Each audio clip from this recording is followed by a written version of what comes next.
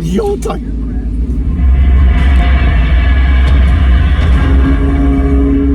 Came over top of me and it dropped a bomb in the palace.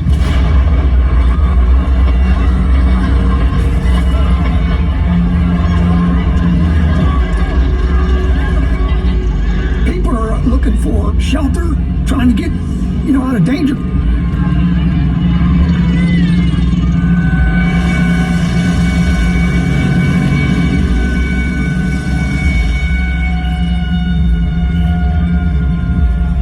People still looked at the skies, asking us, is it the communists? Was it a North Vietnamese plane? No, we said, one of your planes.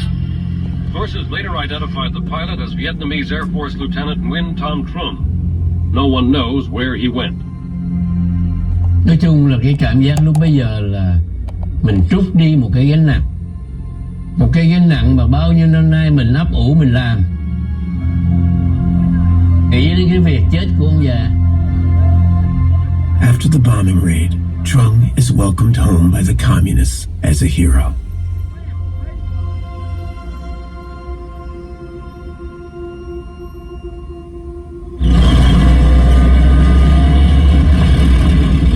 The North Vietnamese army are now just 3 miles from Saigon.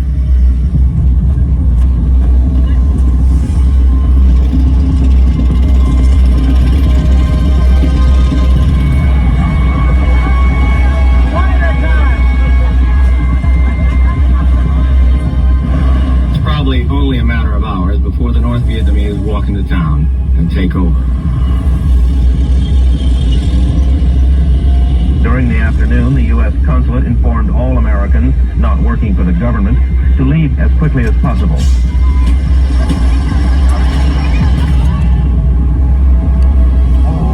The American government has been surprised by the speed of the North Vietnamese advance. In order to evacuate as many people as possible, they decide to use the warships stationed in the region.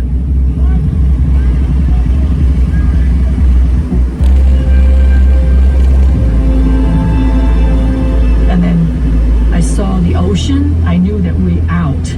We're gone. We're done.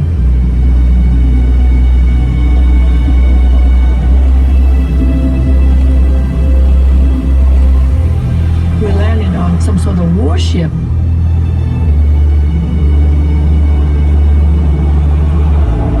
And I followed my dad, my mom.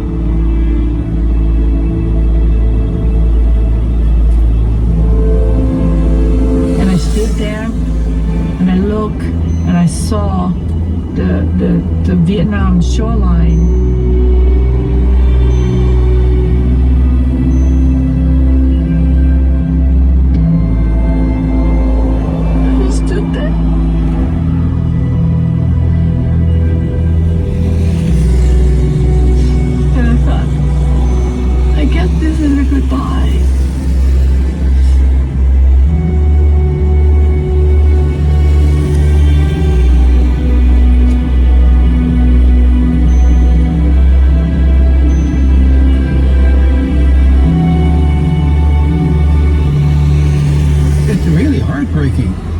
To see these folks coming aboard. I mean, there are people everywhere.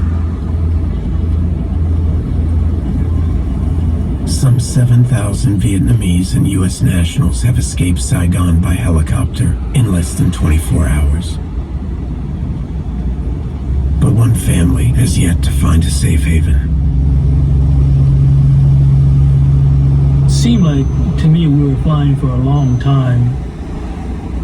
No one was saying much. It felt like a stillness. And then my dad came upon this mammoth of a ship that's basically the size of a city. And he started circling it.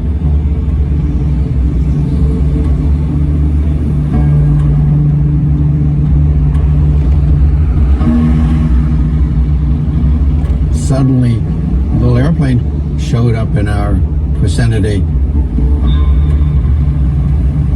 and started circling the carrier. My father knew that we were running out of fuel. So he dropped a note.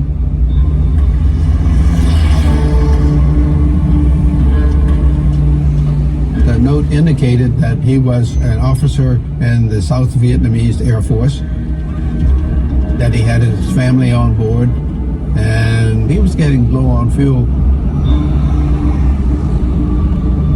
We did not have enough room to clear the landing area on the carrier.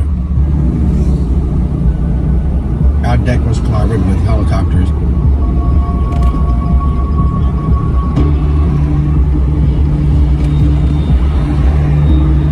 And the admiral, my boss, was instructing me to tell the aircraft to ditch. But I'm looking at this thing. If they had gone in the water, I doubt if any of them would have survived. You gotta do what the hell you think is right. You gotta, if you got a moral compass, damn it, you gotta believe in it. And so I said, clear the landing area.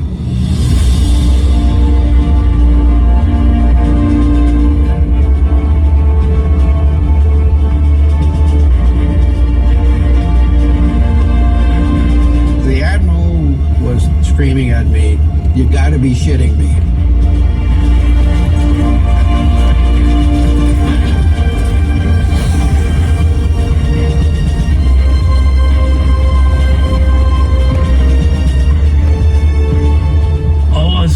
Was the sailors rushing out to the deck, and they started pushing off the helicopters off the side of the ship. I mean, physically pushed them off.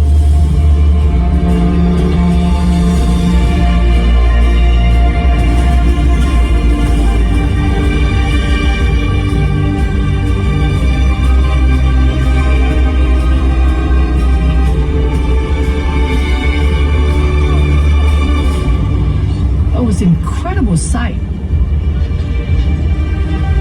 One after another, right in the water. Just like, oh, whoosh, and it's disappeared.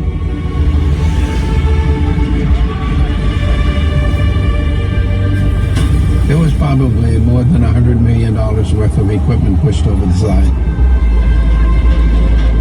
And of course, I'm sitting there thinking, I'm going to probably wind up with a court-martial. My thought is, okay, what are you gonna hang me for? Destroying a little bit of equipment or letting women and children drown? All I thought was, I did my job. Now it's up to him. You know, a little prayer every now and then.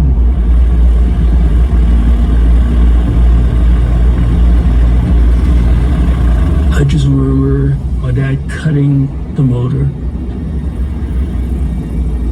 Bounces once and sticks it, and these sailors and these Marines just go, holy shit, did we just see what we just saw?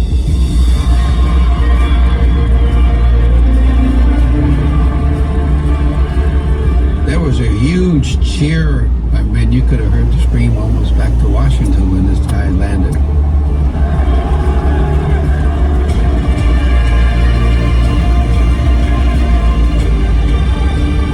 Congratulated him,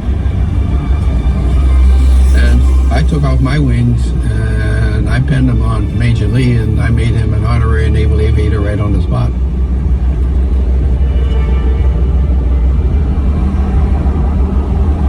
This is something I will never forget.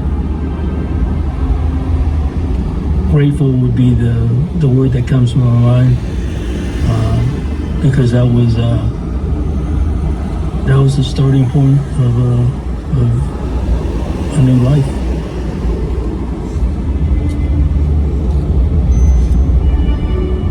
U.S. Navy Commander Larry Chambers was decorated for his service in Vietnam. Almost 50 years later, he is meeting one of his passengers. Admiral? Right. Good to see you. Likewise. Yeah. if not for your actions on that day, realizing what human life is all about, I wouldn't be here. So I do want to thank you. Thank you very much. I guess you deal with the cards that are dealt you. Turns out that we got lucky.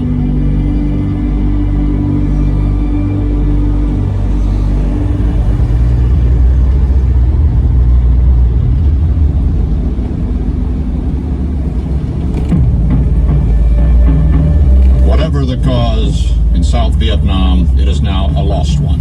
The bulletin has just come in from Saigon.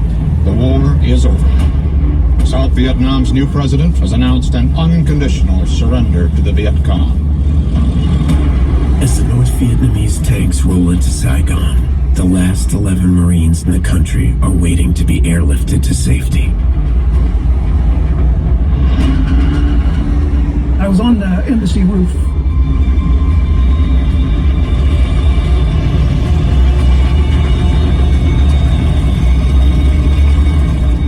I got on the radio, told my guys, take flag down and meet me on the roof.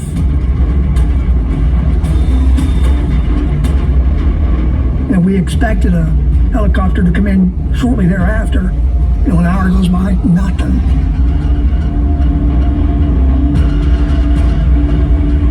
Two hours go by, nothing.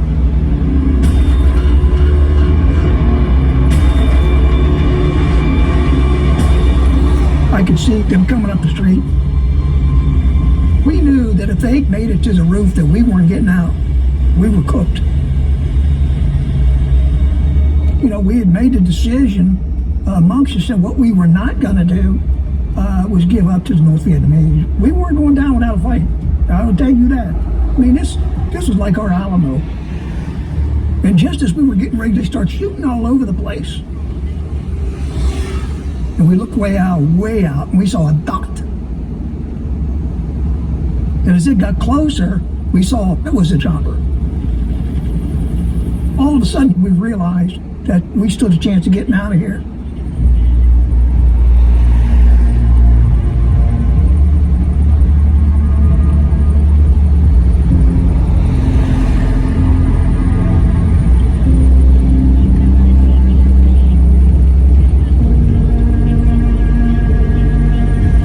We were up there so long, I made a lot of promises to God, and He came through.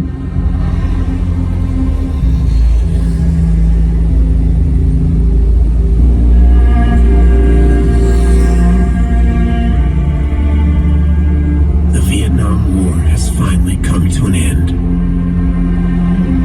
For the U.S., it comes at a cost of billions of dollars and over 58,000 lives. This war has stayed with me forever. And a part of me will always be a Marine. I'm not proud of the war we fought in, but I'm proud of those people I served with. In combat, you've got your fellow soldiers. They're your friends. They're fighting for each other. The man I am today is because of what I experienced. Because Vietnam was that place that tested everything. Today we dedicate a memorial to a generation of Americans who fought a honorary battle. But more than that, we dedicate it to those countless thousands who survived that war.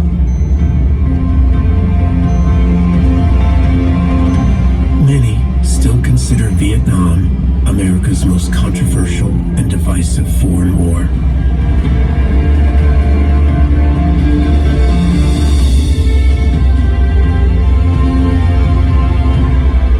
We never should have been in Vietnam. We never should have been in Vietnam. But we were told to do it. We were military men, we were soldiers. If you look at that lone black wall in Washington, and all those men and women that was killed, doing what they were told to do.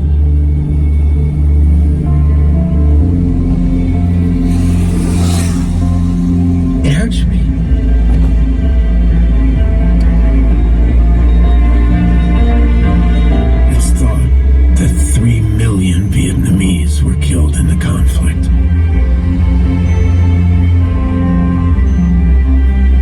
they suffered just as much, if not more, than we did.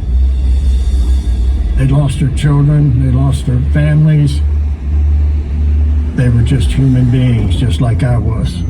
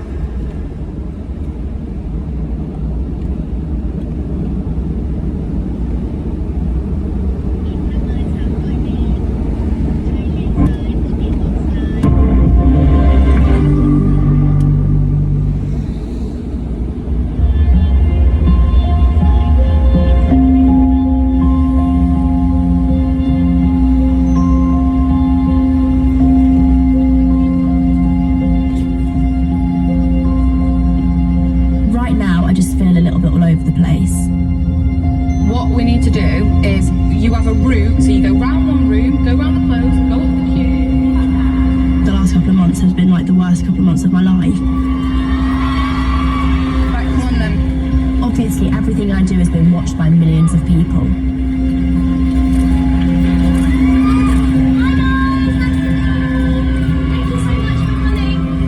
Former Love Island stars Molly May Hague and Tommy Fury reveal Molly May after splitting up after 5 years. I mean, it's genuinely shocked. This statement that Molly put out yesterday said... Sadly, it's come to an end. Some are even comparing it to this generation's Charles and Diana. It's not happily ever after for Tommy and Molly.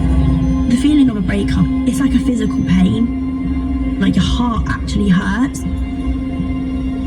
For everyone else, it's news, a bit of like gossip, but for us, it's real life. Your whole world just feels like it's over. Hang on, see what am I doing? I'm going out. Right, we're going to go out. Hi everyone, thank you so much for coming. I can't wait for you all to see the clothes. Yeah. I wish I could stop to chat to you all. Yeah, of course you can, yeah. Of course you can, of course you can. Yeah, of course you can. There you go. Thank you. You don't see a light at the end of the tunnel. Please demonstration. I'm dealing with the falling apart of my relationship. I'm going to hang up the phone if you're going to be like that, but I actually am not having this conversation with you. Being a single mum. Sit down. Running a business that has had more hurdles in the first month than I could have ever anticipated. There was a fault with the fabric. It's a massive loss of sales for us. That is so bad. This is my whole entire career. No, I am never doing that again. That was awful. I just feel so upset.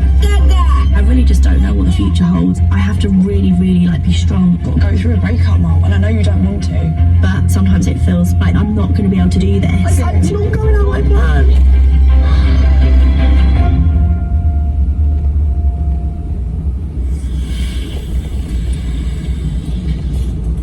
When I was doing pageants, my mum had to iron my dress for my interview in the morning. She put the iron on it, took the iron off. Literally, like the shape of the iron, big black print on it. Went to China when I was 18. It's like, obviously like Miss Universe, Miss Great Britain, all of that, but it was like the teenage version of it. Yeah, it's cute. All my hair's come out, Jack. Hi everyone, it's Molly May. Former Love Island star and influencer Molly May Hague. The UK's #1 influencer, creator. She's a director.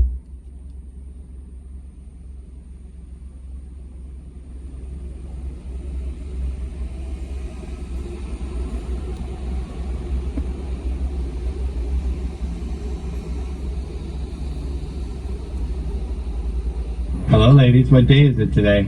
It's Christmas. That's Alright, can we sing We Wish You a Merry Christmas? I'll do it. Okay, you do it then. You join in. I wish you a Merry Christmas.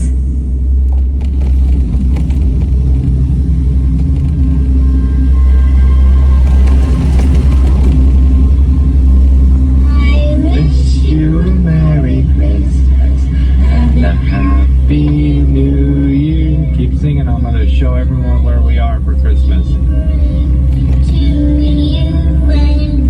It's about 6:30 at night. This is our balcony.